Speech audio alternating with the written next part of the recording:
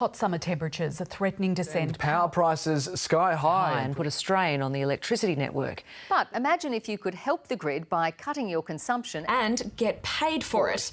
It's already happening in Queensland, and a similar scheme could soon be rolled out nationwide. So-called demand response allows customers to cut power consumption and sell reduced demand back into the market.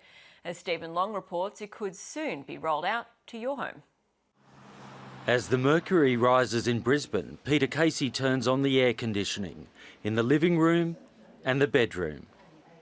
These are no ordinary air conditioners. They're fitted with technology that allows the energy network to turn them down during times of peak demand.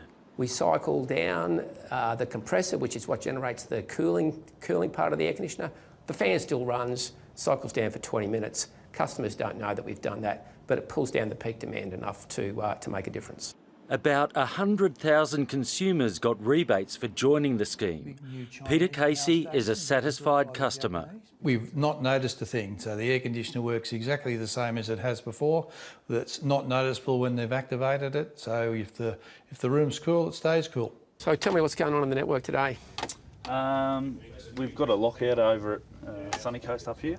Energy Queensland executive Peter Price credits demand management schemes like this with saving big money on new power plants and poles and wires. The fact is that without demand management, prices would have been higher than they are today.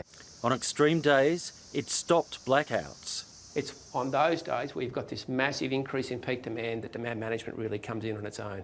Without demand management, we wouldn't be able to keep customers connected.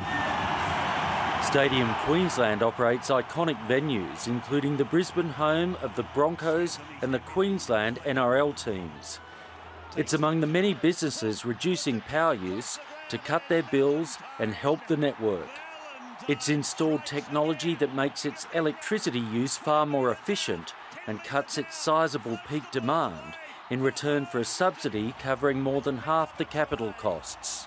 The benefits flow on from our triple bottom line, but also to our patrons, because we're saving money in areas which we can reinvest, which has a flow-on effect for our patrons.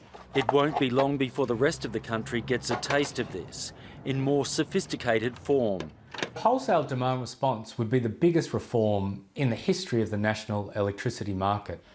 How it works is companies will sign up households and businesses willing to cut their energy use during times of peak demand.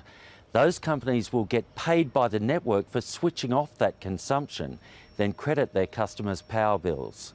Australia's energy market has massive overcapacity for ordinary times to cope with short periods of sky-high demand. Paying customers to curtail their energy use offers a cheaper way of dealing with the problem.